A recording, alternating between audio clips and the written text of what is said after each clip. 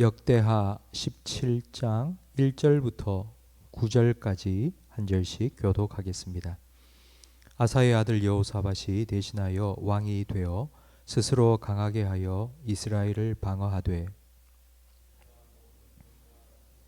군대를 주둔시키고 또 유다 땅과 그의 아버지 아사가 정복한 에브라임 성읍들의 영문을 두었더라. 여호와께서 여호사밧과 함께 하셨으니 이는 그가 그의 조상 다윗의 처음 길로 행하여 바알들에게 구하지 아니하고 오직 그의 아버지의 하나님께 구하며 그의 계명을 행하고 이스라엘의 행위를 따르지 아니하였음이라. 그러므로 여호와께서 그 나라를 그의 손에서 견고하게 하시매 유다 무리가 여호사밧에게 예물을 드렸으므로 그가 부귀와 영광을 크게 떨쳤더라.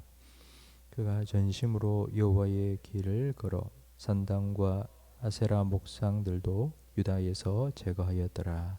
그가 왕위에 있은 지 3년에 그의 방백들 베나엘과 오바댜와 스가랴와 느다넬과 미가야를 보내어 유다 여러 성읍에 가서 가르치게 하고 또 그들과 함께 레위 사람 스마야와 느다냐와 스바랴와 아사헬과 스미라못과 여호나단과 아도니아와 도비아와 도바도니아와 레위 사람들을 보내고 또 저희와 함께 제사장 엘리사마와 여호람을 보내었더니 함께 있습니다.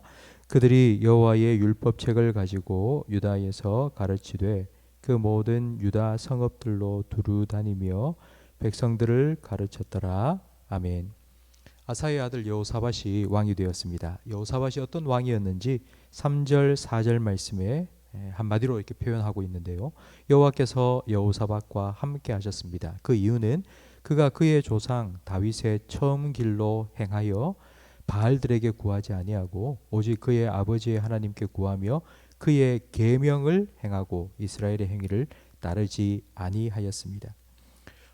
조상 다윗의 처음 길로 행하였다라는 이것을 강조하고 있는데, 왜냐하면 다윗이 처음에는 하나님을 잘 섬겼지만 좀 살만하니까 여러 가지 실수를 저질렀습니다.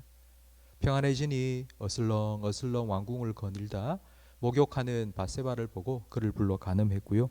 또 세금을 낼 사람이 몇 명이나 되는지, 군대에 나갈 수 있는 사람은 몇 명이나 되는지 인구 조사를 하기도 했습니다. 믿음이 자라가는 것만큼이나 중요한 것은 믿음이 변치 않는 것입니다. 그러니까 초심을 잃지 아니하고 처음 사랑을 유지하는 것 또한 매우 중요합니다. 하나님께서는 하나님을 구하는 여호사밧과 함께해 주셨습니다. 그 결과가 5절 말씀에 나옵니다. 여호와께서 나라를 그의 손에서 견고하게 하심에 유다 무리가 여호사밧에게 예물을 드렸으므로 그가 부귀와 영광을 크게 떨쳤더라.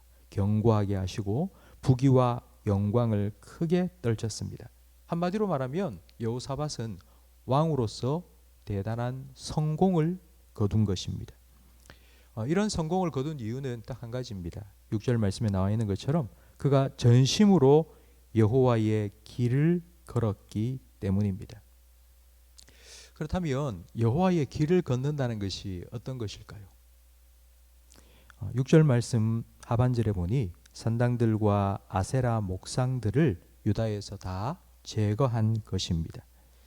산당들과 이 목상들, 우상들은 백성들의 마음을 나뉘게 합니다. 하나님을 섬겨야 되는데 백성들은 산당을 향하여 가고 우상 앞에 절하니까 백성들의 마음이 나뉘지 않도록 여호사밧은 제거해 버린 것입니다. 둘째로 7절 말씀에 보면 그가 왕위에 있은 지 3년에 그의 방백들을 보내어 유다 여러 성읍에서 가서 가르치게 했습니다. 그리고 9절 말씀에 그들이 여호와의 율법책을 가지고 유다에서 가르치되 그 모든 유다 성읍들로 두루 다니며 백성들을 가르치게 했습니다. 하나님의 율법을 백성들에게 가르친 것입니다. 산당과 우상을 제거하는 것 중요합니다. 하지만 아무리 제거해놔도 백성들이 다시 만들면 쉽게 만들 수 있습니다. 돌이키는 것도 중요하지만 돌이킨 후에 그 길을 계속하여 가는 것, 그것이 더욱 중요합니다. 어떻게 하면 우리가 하나님이 가지 마라 한 그 길로부터 돌이켜서 하나님이 가라 한 그 길로 계속하여 갈 수 있을까요? 디모데후서 3장 16절 말씀에 그 원리가 나와 있습니다. 모든 성경은 하나님의 감동으로 된 것으로 교훈과 책망과 바르게 함과 의로 교육하기에 유익하다고 말씀합니다.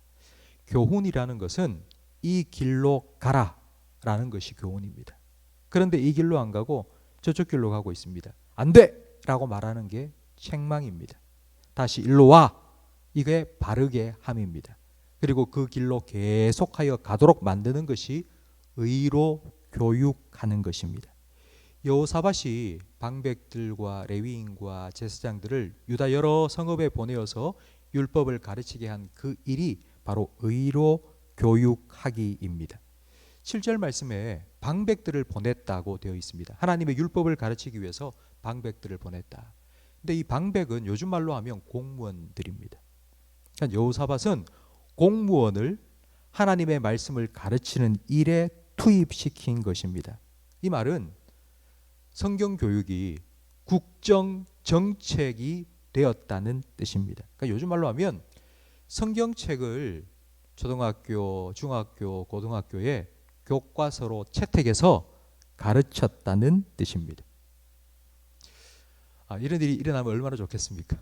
그런데 지금 우리나라에서는 불가능합니다. 대안학교, 사립학교가 아니면 공교육에서 이런 일은 앞으로도 일어나지 않을 것 같습니다. 그렇기 때문에 가정에서, 교회에서의 성경 교육이 너무나도 중요해졌습니다.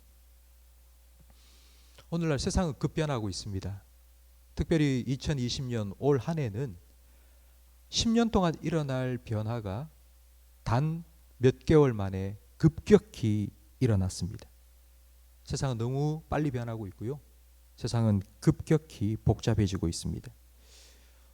이번 주 월요일인가 화요일인가 잘 모르겠는데 한 여성 방송인이 출산을 했다고 아기를 안고 찍은 사진이 뉴스에 올라왔습니다. 그런데 문제는 그 여성은 결혼을 하지 않았습니다.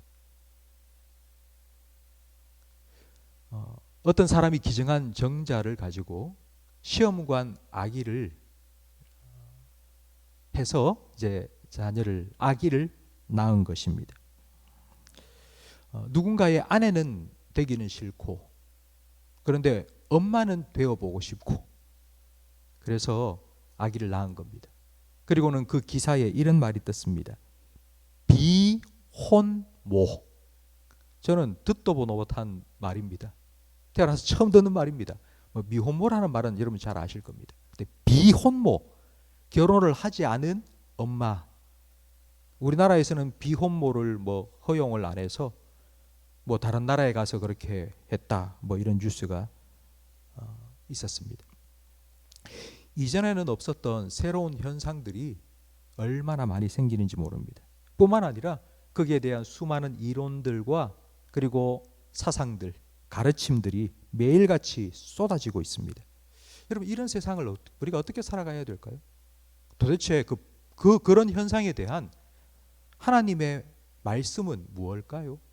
그걸 우리가 어떻게 해석할까요? 자녀들이 우리에게 찾아와서 비혼모가 뭐야? 그런 거 해도 돼? 라고 물으면 뭐라고 대답해 주시겠습니까? 하나님이 뭐라고 말씀하시는지, 하나님은 이런 세상에서 우리가 어떻게 살아가기를 원하시는지 성경 말씀을 통해서 우리가 듣고 배워야지 가르쳐 줄 수 있습니다.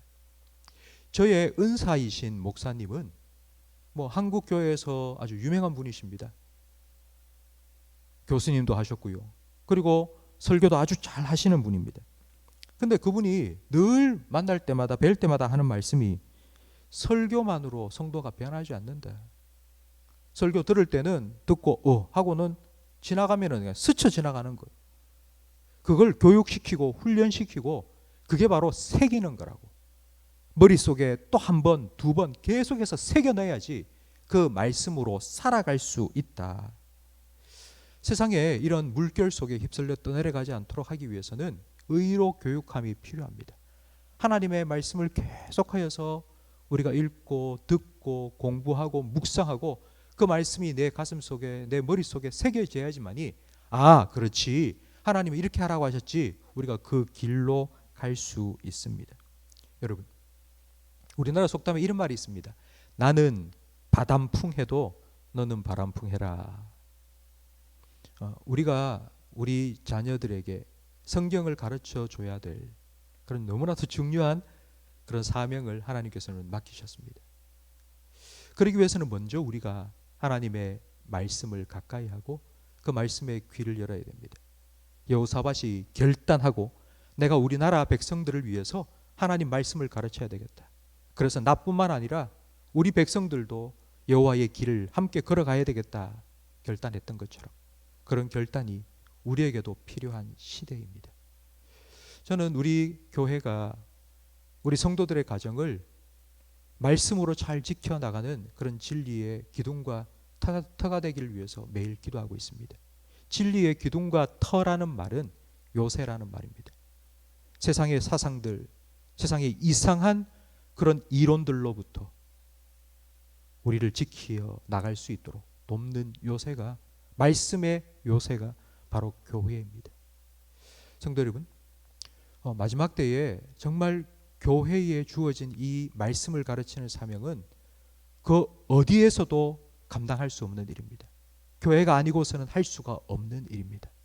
여러분, 기도해 주실 때에 우리 교회가 정말 진리의 기둥과 터가 되어서 우리 성도들과 우리 성도들의 가정을 하나님 말씀으로 잘 지켜나가고 신앙의 대가, 하나님 말씀을 순종해 나가는, 여호와의 길을 계속 걸어가는 그런 신앙의 전수가 우리 가정에서, 교회에서 계속하여 일어날 수 있도록 여러분 기도해 주시기를 주님의 이름으로 부탁드립니다.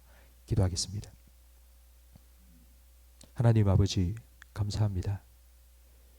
임마누엘의 복을 누릴 수 있는 길이 무엇인지를 오늘 말씀을 통하여 우리에게 가르쳐 주시니 감사합니다.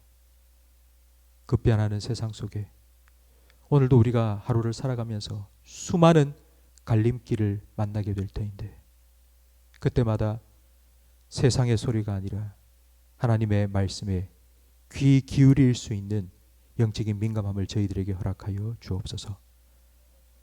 거센 파도와 같이 우리를 휩쓸어가기 위해서 세상의 수많은 사상과 이론들이 몰려오고 있지만 우리 영혼의 닷을 하나님 말씀에 깊이 내려서 떠내려가지 아니하도록 하나님 말씀으로 저희들을 붙들어 주옵소서. 그리하여서 하나님께서 우리와 함께 걸어가시기 원하시는 그 임마누엘의 복된 길을 끝까지 걸어갈 수 있도록 우리를 인도하여 주옵소서. 우리 교회가 진리의 기둥과 터가 되게 해 주옵소서. 우리 성도들의 가정을 하나님의 말씀으로 잘 지켜나갈 수 있도록 돕는 이 귀한 사명을 우리 교회를 통해서 잘 감당케 하시고, 그리하여서 우리 모든 성도들이 하나님의 말씀을 듣고 그 말씀에 귀를 기울이고 그 말씀에 훈련받고 그 말씀을 가슴에 새기고 그 말씀에 순종함으로 여호와의 길을 함께 걸어갈 수 있도록 하나님 교회를 통하여서 주님의 말씀의 능력이 우리 성도들에게 흘러가게 해 주옵소서. 오늘 하루도 이 일을 위하여서 기도하는 우리 모든 성도들의 심령에 주님께서 풍성한 말씀의 은혜를 허락하여 주옵소서. 예수님 이름으로 기도합니다. 아멘.